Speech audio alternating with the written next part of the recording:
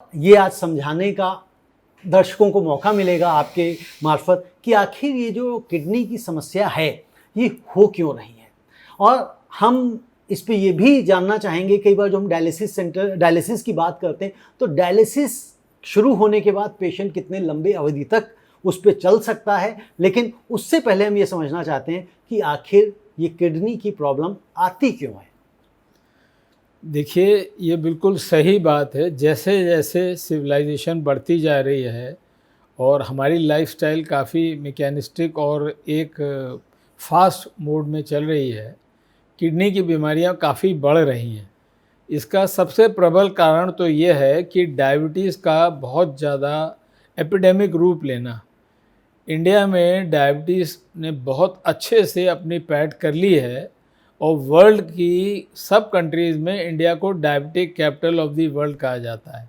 यानी कि सबसे ज़्यादा डायबिटिक्स दुनिया में इंडिया में है। न्यूमेरिकली चाइना की जनसंख्या चूँकि ज़्यादा थी, नंबर वाइज उनके ज़्यादा हैं, लेकिन कुछ सालों में हमारे नंबर ऑफ़ डायबिटिक्स उनको भी ओवरटेक कर लेंगे। ये एक दुख की बात है। तो सबसे बड़ा कारण किडनी खराब होने का डायबिटीज़ का महामारी है, एपिडेमिक है। हम लोग इस पे भी बात करेंगे कि डायबिटीज़ क्यों इतनी बढ़ रही है। क्यों अगर हमने ये समझ लिया कि डायबिटीज़ क्यों बढ़ रही है, इतना तो समझने में दिक्कत नहीं होगी किडनी की बीमारी क्यों बढ़ रही है जी, क्योंकि वो तो कॉज एंड इफेक्ट है। कॉज डायबिटीज़ और इफेक्ट किडनी फेलियर है। नंबर 1 डायबिटीज़ है और नंबर 2 जो है हाई ब्लड प्रेशर है।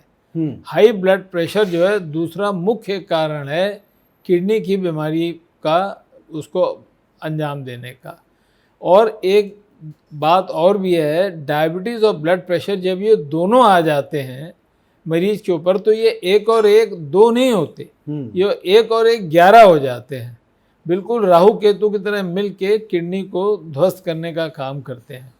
मतलब कहना ये चाहता हूँ, अगर सिर्फ किसी को डायबिटीज़ हो, ब्लड प्रेशर कंट्रोल्ड हो, या किसी को सिर्फ ब्लड प्रेशर हो, शुगर ना हो, तो उसका किडनी फेलियर का चांस थोड़ा कम रहेगा बनिस्बत जिनको ये दोनों चीज़ें होंगी। ओके डॉक्टर साहब, अब जैसे आपने बताया कि एक तो डायबिटीज़ मुख्य कारण है इसका, दूसरा आपने बताया ब्लड प्रेशर, क्या कोई तीसरी वजह भी है जिसकी वजह से?